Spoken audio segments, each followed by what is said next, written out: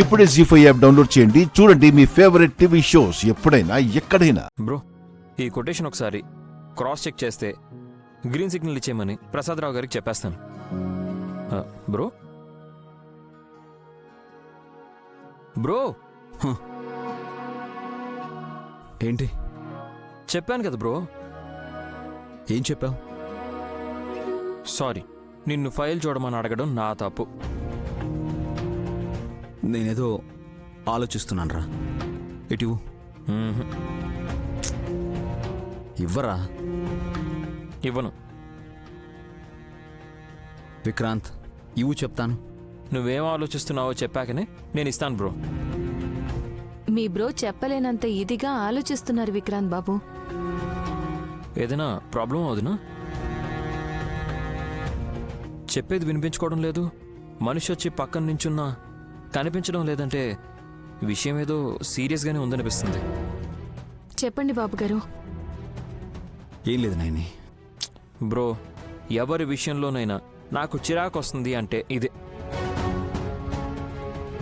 అడిగినప్పుడు ఏం లేదు అనే సమాధానం దాటేయాలని చూస్తారెందుకో నాకు అర్థం కాదు. మనం ఆలోచించినా అర్థం కాకూడదనే అనుకుంటా. నువ్వు అలా మాట్లాడకు నాయని.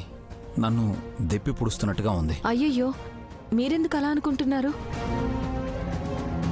వదినా, ఆగండి. అసలు మ్యాటర్ ఏంటో చెప్పకుండా అలా ఎందుకు మాట్లాడతారని బ్రో. నేను అలా అనలేదని మీరు. విషయం ఏంటో గాని మీ ఇద్దరికే తెలుసు గాని నాకు తెలియాలి కదా. గాయత్రి పాప గురించి ఆలోచిస్తున్నాను. నేను కూడా అదే అనుకున్నాను. మీరు పూర్తిగా చెప్పకపోయినా ఇప్పుడు నేనే చెప్పేయగలను. గాయత్రి జోగయ్య శాస్త్రి గారి మనవరాలు కాదు అని లలితాదేవి పెద్దమ్మ చెప్పి వెళ్ళిపోయినప్పటి నుంచి ఎవరై ఉంటారా అని ఆలోచనల్లో పడిపోయారు కదా మీరు. వదినా, మీరేమో గాయత్రి పాప గనక డెలివరీ అయిన రోజే జీవం ఎత్తుకెళ్ళిపోయినా మీ పెద్ద బిడ్డనే అయ్యుంటుందా అని ఆలోచిస్తున్నారు కదా. ఆశపడితే నిజమైపోతుందంటారా విక్రాంత్ బాబు? Just be cool. రేపు ఉదయం ఒక ఎక్స్పెరిమెంట్ చేద్దాం వదినా. అది గనక సక్సెస్ అయితే గాయత్రి పాప ఎవరనేది అప్పుడే తెలిసిపోతుంది. ఏం చేస్తారు? సస్పెన్స్. అయితే ఒకరు కోఆపరేట్ చేయగలగాలి. ఎవరు? గాయత్రి పెద్దమ్మ. రేయ్,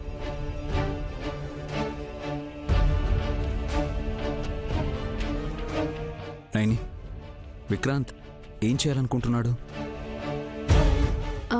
తెలీదు బాబు గారు. కానీ గాయత్రి గురించి తెలియని రహస్యం ఏదో రేపు తెలిసేలా చేస్తారనిపిస్తోంది. మా అమ్మాయి గనుక రేపు వస్తే ఇంక ప్రయోగం ఎందుకు? రే విక్రాంత్, అరే ముందు గాయత్రి పాప ఎవరన్నది ఎలా నిరూపిస్తావో అది చెప్పు. నేను చెప్తాను.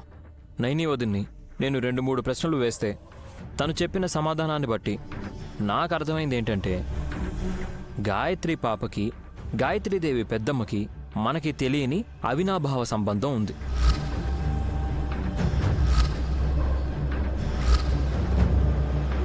ఇంట్రెస్టింగ్. ఇంకో ముఖ్యమైన విషయం తెలుసుకున్న తర్వాత ఈ ప్రయోగం చేసి చూద్దామని అనిపించింది. ఏంటది? గాయత్రి పెద్దమ్మ ఎప్పుడొచ్చినా అప్పుడు గాయత్రి పాప ఉండడం లేదు.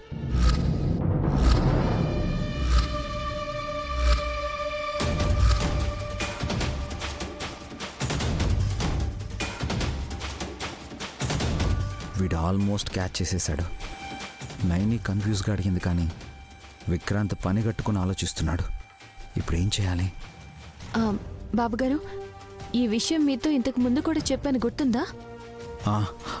అవునైని, అలా ఎలా అని నేను కూడా ఆలోచనలో పడ్డాను.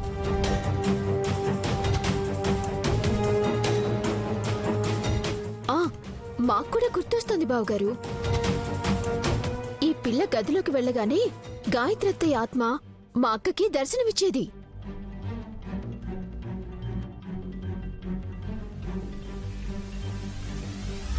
భుజంగమణిని ఇస్తేనే దీవిస్తాడంట. ఈ మాంత్రికుడు పంచకమణిని ఇవ్వడని చిన్నపిల్ల గాయత్రి పాపకు కూడా అర్థమయ్యి వెళ్ళిపోయింది, చూసారా అత్తయ్య?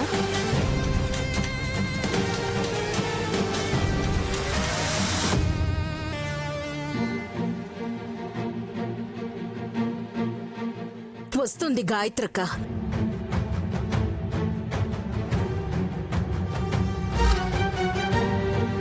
కరెక్ట్. పాప మన దగ్గర ఉన్నప్పుడు అక్క రాలేదు.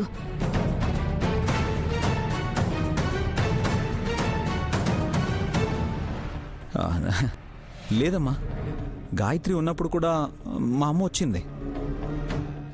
ఇంకొకసారి బాగా గుర్తు తెచ్చుకోండి.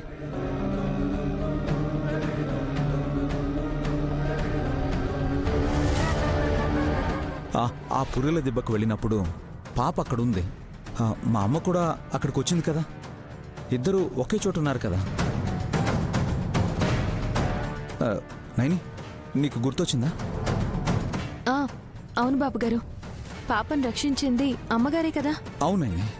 ఇది కూడా లాజిక్కే.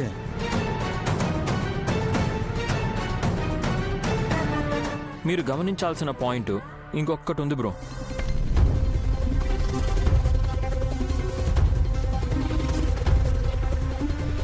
వదిన, పెద్దమ్మ ఆత్మ వచ్చినప్పుడు గాయత్రి పాప స్పృహలో ఉందా? లేదు. అనుకున్నా. స్పృహలో లేకపోతే అమ్మా, సింపుల్ లాజిక్ చెప్పనా? పెద్దమ్మని ఇప్పుడు రమ్మనండి.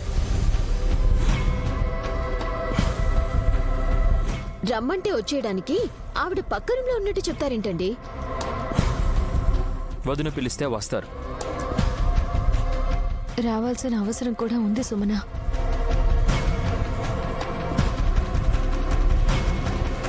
ఇంకెందుకు లేటు? అయితే పిలవండి. వద్దులే అన్నయ్య, బలవంతంగా అమ్మని రప్పించడం ఎందుకు? అదేంటి విశాల్, మీ అమ్మ వస్తే నీకు ఆనందమేగా.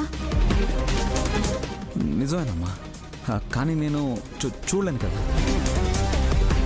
చూడలేరు కానీ రావాల్సిన అవసరం లేదన్నట్టు మీరు చెప్పకండి బావగారు.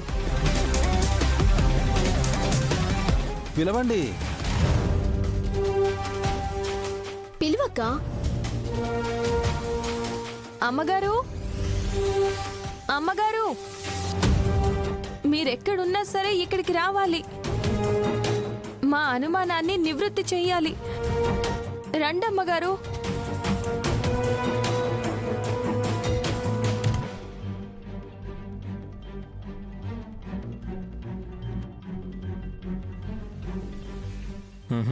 రారు.